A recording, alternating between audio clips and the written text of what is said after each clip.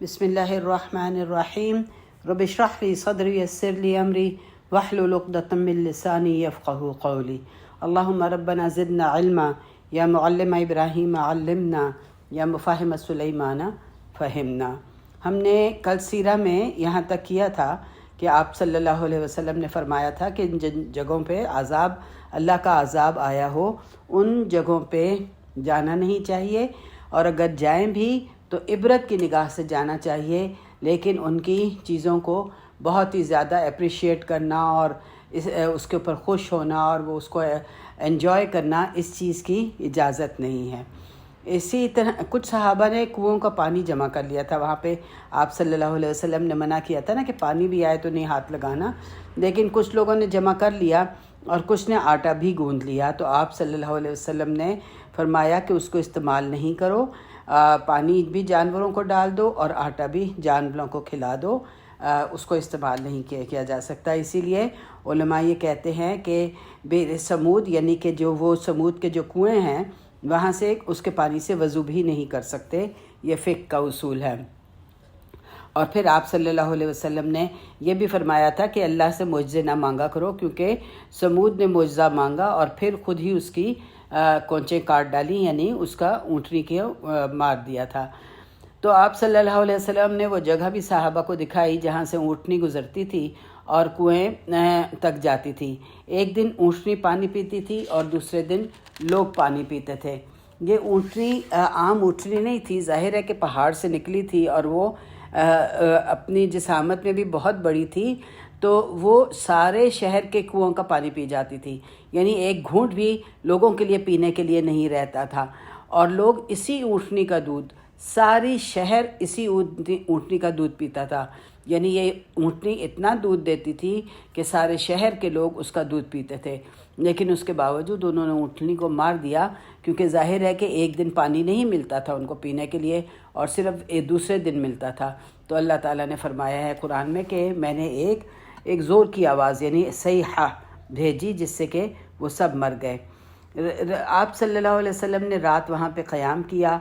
आपने सहाबा को मना कर दिया था कि अपने खैमों से रात को बाहर ना आना जब तक कि एक दूसरा आदमी उसके साथ ना हो। लेकिन दो आदमी निकले, एक निकला तो वो वापस आया तो वो पागल हो चुका था। फिर आपने दुआ की तो वो ठीक हुआ, और दूसरे को हवा उड़ाकर इतनी दूर ले गई कि किसी पहाड़ पर छोड़ दिया। वो बहुत अरसे बाद मदीना वापस आया। ये तमाम छोटे छोटे वाक़यात हैं जो तबूक से वापसी पर हुए। फिर एक दफ़ा पानी कम हो गया था, साहबा ने शिकायत की, आपने दुआ की तो फिर पानी निकला, और क्योंकि पानी नहीं था तो ऊँट बहुत कमज़ोर हो गए थे, पीने के लिए पानी नहीं था। आपने कहा ऊँटों को मेरे सामने लाओ। जब सारे जानवर आपके सामने लाए गए तो वो आपने जानवरों के लिए दुआ की, और फजाला जो सहाबी हैं वो कहते हैं कि मदीना पहुंचने तक हमारे जानवर बहुत मजबूत रहे और हमें उन्हें कंट्रोल करने के लिए बहुत मेहनत करना पड़ती थी। फिर इसी तरह बारिश की दुआ की आपने, तो बारिश हुई। इस पर आप सल्लल्लाहु अलैहि वसल्लम ने फरमाया कि सुबह आपने फरमाया, हदीस कुदसी है कि कुछ मेरे बंदों ने सुबह की मुझ पर ईमान रखते हुए और कुछ ने मेरा इनकार करते हुआ। ये कैसे हुआ? इसलिए कि कुछ ने कहा कि बारिश तो फ़लाँ सितारे की गर्दिश की वजह से हुई है।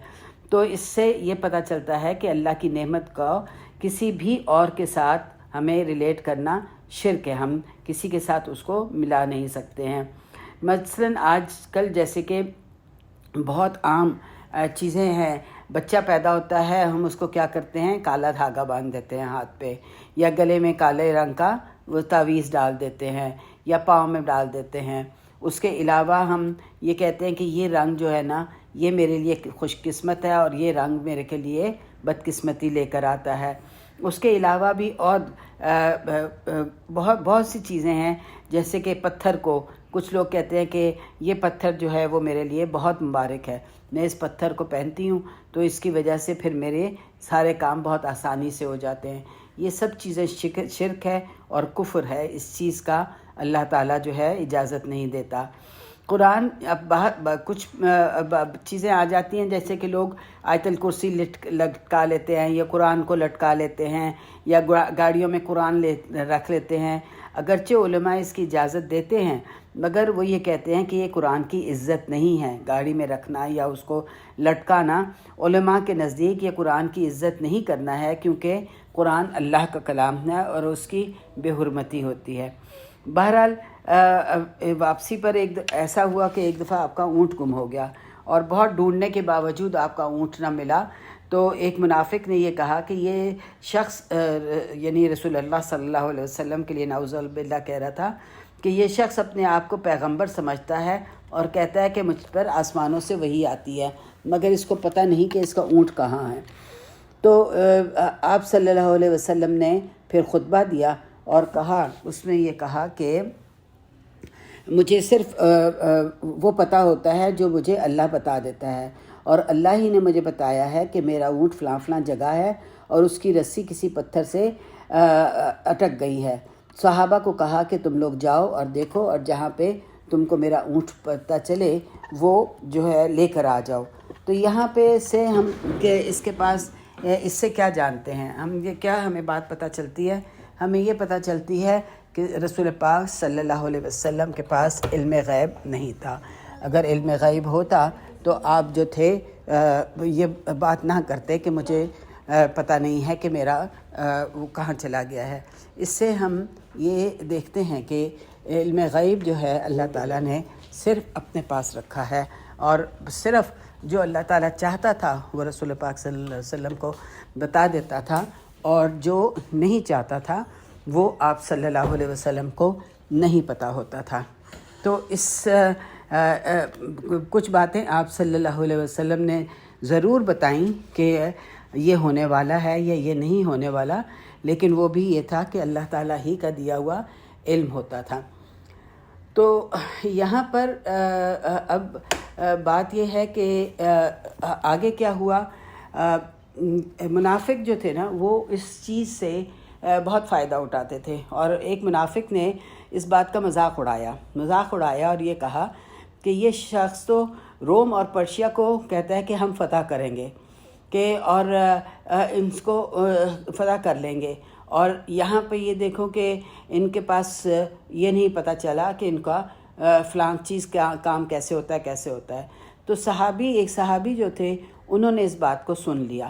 اچھا، اب یہ تھا کہ دیکھیں ہم امیجن کر سکتے ہیں کہ یہ 20,000 لوگ تھے، اور 20,000 لوگ یا 15,000 جتنا بھی مطلب علماء میں اختلاف ہے، تو یہ 20,000 لوگ ظاہر ہے کہ اکٹھے نہیں چل رہے تھے، کچھ آگے تھے کچھ پیچھے تھے۔ اب جو شخص تھا جو منافق تھا یہ بالکل پیچھے تھا، اس نے جب یہ بات کی تو کسی صحابی نے سن لیا، اور وہ تیزی سے آگے آ رہا تھا اپنے اونٹ پر کہ رسول پاک صلی اللہ علیہ وسلم کو یہ ساری بات بتائے۔ تو یہاں پہ آپ صلی اللہ علیہ وسلم جو ہیں وہ کہ یہ بات بتائے، تو اس منافق نے کیا کیا، اس کو بھی پتہ چل گیا کہ یہ صحابی جا رہے ہیں رسول اللہ صلی اللہ علیہ وسلم کو بتانے، تو منافق بھی پیچھے بھاگنا شروع ہو گیا۔ اس نے کہا کہ جلدی سے وہ بھی پہنچ کرنا یہ باتیں بتا دے گا کہ نہیں میں نے تو مذاق کیا تھا۔ اس پہ اب وہ آ رہا تھا، دونوں یہ آ رہے تھے، اور ان کے آنے سے پہلے وہی جو کا نزول شروع ہو گیا، اور انہی کے الفاظ کے ساتھ وہ جو بات کر رہے تھے اسی الفاظ کے ساتھ اللہ تعالیٰ نے یہ آیات اتار دی۔ سورہ توبہ کی آیت نمبر 66 ہے، اور اللہ تعالیٰ کہتے ہیں کہ لا تعتذروا قد کفرتم بعد ایمانکم، بے شک تم وہ مت پیش کرو، معذرتیں مت پیش کرو، بے شک تم نے کفر کیا ایمان لانے کے بعد۔ ان نعفو عن طائفۃ منکم نعذب طائفۃ بانہم کانوا مجرمین، اگر ہم کسی ایک گروہ کو معاف بھی کر دیں تو دوسرے کو ہم عذاب دیں گے کیونکہ وہ مجرم ہیں۔ اللہ تعالیٰ نے آیات اتار دیں، اور رسول پاک صلی اللہ علیہ وسلم انہی آیات کے ساتھ جو اس منافق نے کہہ رہا تھا اسی کے ساتھ ہی آیات اتر آئی تھیں۔ تو اب یہاں سے ہمیں اپنے لیے کیا سبق ملتا ہے کہ مذاق کی ایک حد ہوتی ہے، دین کا شعار کا مذاق نہیں اڑایا جا سکتا، بلکہ قرآن تو یہاں تک کہتا ہے کہ ان کے خداؤں کو برا نہ کہو۔ کیونکہ جب تم ان کے خداؤں کو برا کہو گے تو تمہارے گناہوں کو خدا کو برے کہیں گے، اور ان کے خدا جو ہیں وہ جھوٹے ہیں اور تمہارا خدا تمہارا رب سچا ہے۔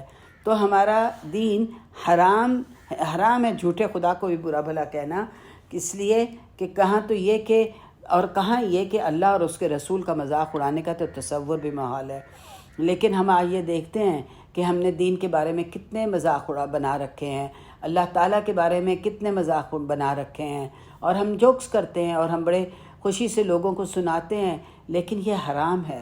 اور اس سے کیا ہے کہ اسلام کہ یہ نہیں کہ صرف حرام ہے، بلکہ اسلام کے دائرے سے وہ شخص نکل جاتا ہے جو اللہ یا اس کے رسول یا اس کی کتاب کا مذاق اڑاتا ہے، اور توبہ کرنا ہے اس کے بعد، اور دوبارہ اسلام لانا پڑتا ہے، یعنی دوبارہ سے شہادہ دینا پڑتی ہے کہ اشہد ان لا الہ الا اللہ۔ یعنی اتنا بڑا یہ گناہ ہے، رسول کا مذاق اڑانا، اللہ کا مذاق اڑانا، اس کی کتاب کا مذاق اڑانا، قیامت کے دن کا مذاق اڑانا، اس کے بارے میں اتنے جوکس بنے ہوئے ہیں، حوروں کے بارے میں اتنے جوکس بنے ہوئے ہیں۔ یعنی اس قدر اگر ہم دیکھیں تو ہمارے دین میں کوئی نہ کوئی ایک مذاق ضرور بنا ہوا ہوتا ہے، یا اللہ کے بارے میں، یا رسول صلی اللہ علیہ وسلم کے بارے میں، یا قیامت کے بارے میں، تو اس چیز کی اجازت نہیں ہے۔ بہرحال یہاں سے ہمیں یہ بھی پتہ چلتا ہے کہ اگر ایسا کوئی کرے گا اور واقعی میں جان بوجھ کے کرے گا تو وہ اسلام کے دائرے سے نکل جائے گا، دوبارہ اسلام لانا ہوگا۔ اب منافق کتنے تھے؟ ان کی تعداد تقریباً 13-14 تھی، اور یہ بھی ڈیٹیلز آتی ہیں کہ ان لوگوں نے آپ کو قتل کرنے کی کوشش کی تھی لیکن کامیاب نہیں ہو سکتے تھے۔ یعنی سیرہ میں اس کی ڈیٹیل نہیں ہے، بس صرف اتنی انڈیکیشن ملتی ہے کہ انہوں نے قتل کرنے کی کوشش کی تھی۔ اب اس کے بعد جب آپ مدینہ آ گئے تو کتنے دن رہے؟ علماء کہتے ہیں کہ 50 سے 60 دن، یعنی 2-3 مہینے۔ ایک صحابی جو بچے تھے اس وقت، وہ یہ کہتے ہیں کہ جیسے ہی ہمیں خبر ملی کہ رسول پاک صلی اللہ علیہ وسلم آ رہے ہیں تو تمام مدینہ کے لوگ، یعنی عورتیں بھی اور بچے بھی اور مرد بھی، وہ ثنیۃ الوداع پہنچ گئے آپ کو ویلکم کرنے کے لیے۔ ثنیۃ الوداع میں نے پہلے آپ کو ایکسپلین کر دیا ہے کہ ایک پہاڑی تھی جس کے اوپر سے لوگ جاتے تھے، اور وہ جا کے اس پہاڑی کے اوپر چڑھ کے اپنے مسافروں کو الوداع کہتے ہوتے تھے۔ تو ثنیۃ الوداع پہ یہ کہتے ہیں کہ میں بچہ تھا اور ہم ثنیۃ الوداع پہنچے، تو وہاں پہ ہم جب پہنچے آپ صلی اللہ علیہ وسلم کو ویلکم کرنے کے لیے، تو وہ یہی نظم گا رہے تھے، طلع بدر علینا، کہ یہ نظم سارے گا رہے تھے۔ اب ہمارے ہاں عموماً یہ سمجھا جاتا ہے کہ رسول پاک صلی اللہ علیہ وسلم جب ہجرت کے وقت گئے تو اس وقت ثنیۃ الوداع، اس وقت یہ طلع بدر علینا گایا جا رہا تھا، جبکہ یہ بالکل صحیح بات نہیں ہے، اس لیے کہ اس میں دو بہت اہم چیزیں ہیں۔ ایک تو میں نے آپ کو یہ بتایا تھا کہ ثنیۃ الوداع ایک پہاڑی ہے جس کے اوپر سے لوگ الوداع کرتے تھے، تو یہ جو پہاڑی ہے یہ کہاں پہ ہے؟ یہ تو ادھر نارتھ میں ہے، یعنی شمال میں ہے مکہ سے، اور جب رسول پاک صلی اللہ علیہ وسلم مکہ سے آئے تھے تو قبا سے آئے تھے جو کہ جنوب میں ہے، یعنی ساؤتھ میں ہے، یہ بخاری کی روایت ہے۔ اور دوسری بات، ایک اہم بات یہ بھی ہے کہ جب آپ صلی اللہ علیہ وسلم نے ہجرت کی تھی تو پورا مدینہ اس وقت اسلام نہیں لایا ہوا تھا، چند لوگ مسلمان تھے جو مسلمان ہوئے تھے، اور یہ جس وقت آپ تبوک سے آئے ہیں واپس تو اس وقت سارا مدینہ الحمدللہ مسلمان ہو چکا تھا۔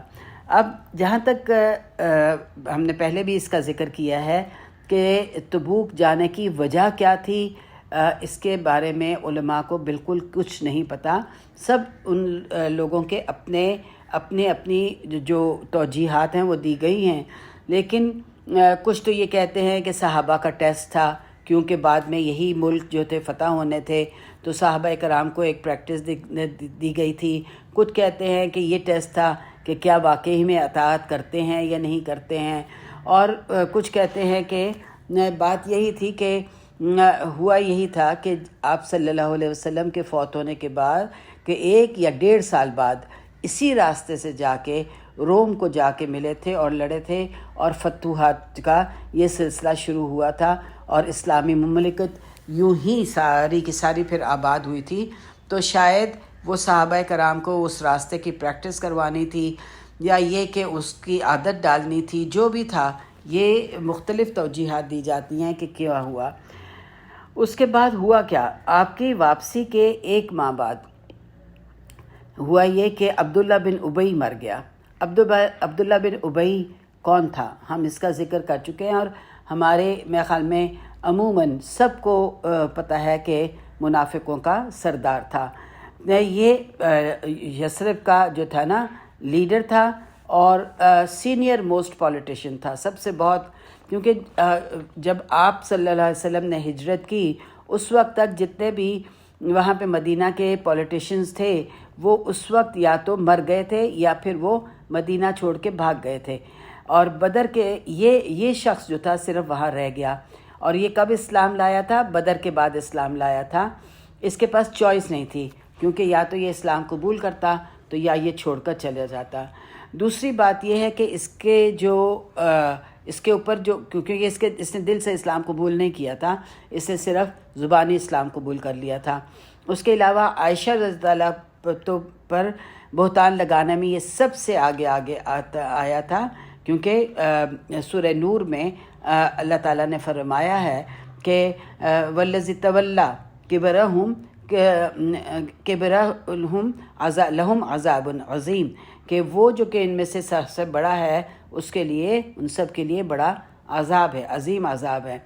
اس کے علاوہ آپ دیکھیں کہ سورہ منافقون میں بھی بہت سی آیات ہیں جو کہ اس نے ایک دفعہ یہ بھی کہا تھا کہ جب ہم مدینہ جائیں گے تو عزت والا ذلت والوں کو وہاں سے نکال دے گا۔ اس سے مراد، عزت والا سے مراد اس کے اپنی شخصیت تھی، اور نعوذ باللہ ذلت والے سے مراد رسول اللہ صلی اللہ علیہ وسلم تھے۔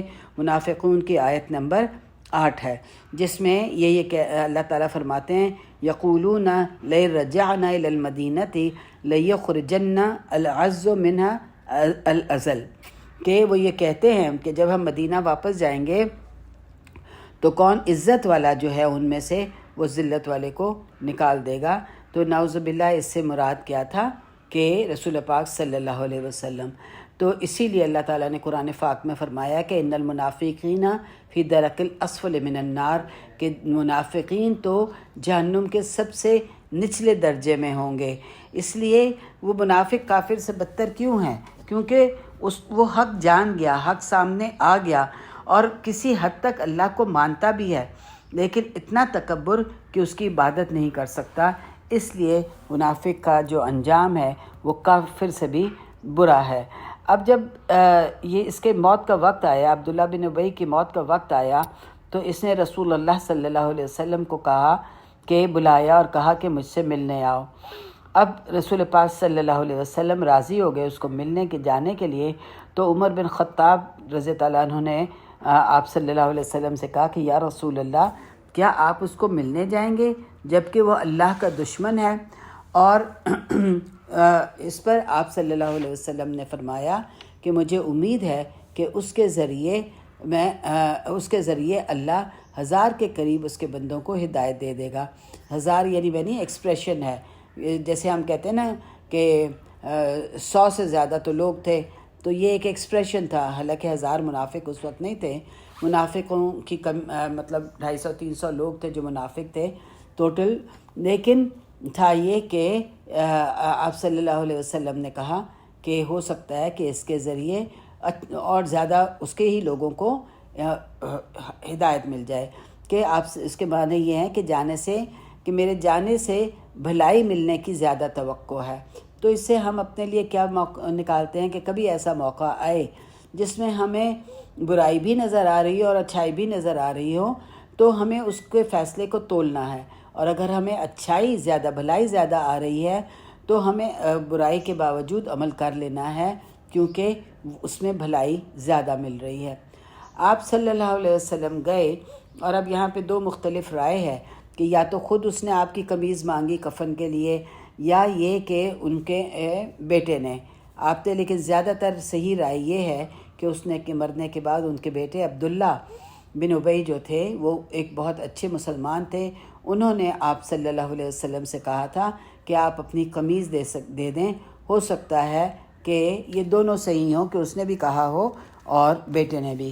پھر بیٹے نے درخواست کی تھی آپ صلی اللہ علیہ وسلم سے کہ آپ اس کی نماز جنازہ پڑھ دیں، تو میت مسجد میں لائی گئی، اور آپ کھڑے ہوئے تو عمر بن خطاب نے پھر آپ کا دامن پکڑ لیا اور آپ سے یہ کہا کہ یا رسول اللہ، کیا آپ ایک شخص کی نماز جنازہ پڑھائیں گے کہ جبکہ اس نے یہ بھی کہا ہے اور یہ بھی کیا ہے اور یہ بھی کیا ہے، یعنی اس کے سارے گناہ آپ عمر بن خطاب نے ایک لائن سے بتانے شروع کر دیے. اس کے باوجود، اور پھر یہ بھی کہا کہ کیونکہ اس کے باوجود کہ اللہ نے آپ کو منع کیا ہے ان سے دعا کرنے کے لیے. تو اب یہاں سے ہمارے لیے بڑی حیرانگی کی بات ہے کہ آپ دیکھیں کہ کس قدر آزادی تھی بات کرنے کی رسول اللہ صلی اللہ علیہ وسلم سے. عمر بن خطاب جو ہیں وہ رسول اللہ صلی اللہ علیہ وسلم کو ریمائنڈ کروا رہے ہیں باقاعدہ کہ آپ کو اللہ نے منع کیا ہے. تو اس سے کیا پتہ چلتا ہے، فقہ کا کیا اصول ہے کہ لیڈر چاہے دین کا ہو یا دنیا کو، اس کو پولائٹلی باور کیا جا سکتا ہے کہ یہ کام صحیح نہیں ہے. جبکہ یہاں تو لیڈر رسول اللہ صلی اللہ علیہ وسلم تھے. اور اگر ہم مقابلہ کریں آج کل کے دینی لیڈرز ہوں یا دنیاوی لیڈرز ہوں، تو آپ کو ایک لفظ بولنے کی اجازت نہیں ہوتی. وہ جو کر رہے ہیں بالکل ٹھیک کر رہے ہیں، آپ ان کے کسی کام میں کسی قسم کا کوئی بھی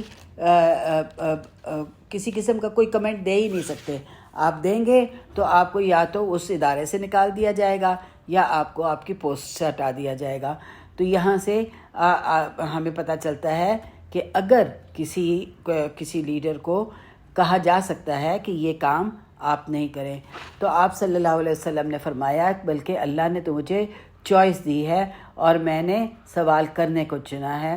یہ چوائس سے کیا مراد تھی؟ آپ صلی اللہ علیہ وسلم کی سورہ توبہ کی آیت نمبر 80 ہے، جس میں اللہ تعالیٰ فرماتے ہیں استغفر لہم او لا تستغفر لہم ان تستغفر لہم 70 مرۃ فلن یغفر اللہ لہم ذالک بانہم کفروا باللہ ورسولہ واللہ لا یہدی القوم الفاسقین. کہ اللہ تعالیٰ فرماتے ہیں کہ تم ان کے لیے استغفار کرو یا نہ کرو، اگر تم 70 مرتبہ بھی کرو گے تو اللہ ان کی مغفرت نہیں کرے گا، اس لیے کہ انہوں نے کفر کیا اور اللہ اور رسول سے، اور اللہ فاسق قوم کو ہدایت نہیں دیتا. تو اس چیز کو آپ صلی اللہ علیہ وسلم نے کہا کہ اللہ نے مجھے چوائس دی ہے. اور انہوں نے یہ بھی کہا کہ اگر مجھے یہ پتہ ہوتا کہ 71 مرتبہ کا سوال کرنے پہ اللہ تعالیٰ ان کو معاف کر دیں گے تو میں کر دیتا. تو اس لیے آپ صلی اللہ علیہ وسلم نے اس کی نماز جنازہ بھی پڑھی اور خود بھی قبر میں اترے اس کو دفنانے کے لیے. تو یہاں سے ہمیں ایک اہم سبق جو پتہ چلتا ہے وہ یہ پتہ چلتا ہے کہ ہم اپنے بدترین دشمن کے لیے بھی دوزخ کی آگ میں جلنے کی تمنا نہیں کر سکتے اور نہ ہی اس کی دعا کر سکتے ہیں. یہاں ہم روکتے ہیں انشاءاللہ. اب ہم کل اپنی سیرہ کو آگے لے کے چلیں گے. اللہ تعالیٰ سے دعا ہے کہ اللہ تعالیٰ تو ہمارے گناہ کبیرہ صغیرہ بخش دے اور جانے انجانے گناہ بخش دے. اور اے اللہ تعالیٰ تو ہمیں ایسا علم دے جو ہمارے لیے نفع مند ہو. اور اللہ تعالیٰ تو ہمیں اللہم ارزقنا حب القرآن وفضل القرآن وبرکت القرآن ونور القرآن وسکینت القرآن وشفاء القرآن ورحمت القرآن وہدایت القرآن. کہ اللہ تو ہمیں قرآن کی محبت دے، اس کا فضل دے، اس کی برکتیں دے، اس کا نور دے، اس کی سکینت ہم پہ نازل کر، اس کے ذریعے ہمیں شفا دے، اس کی رحمت عطا فرما اور اس کے ذریعے ہمیں ہدایت دے. ربنا تقبل منا انک انت السمیع العلیم وتب علینا انک انت التواب الرحیم وصلی اللہ علی نبینا محمد وعلی آلہ وصحبہ اجمعین وآخر دعوانا الحمد للہ رب العالمین.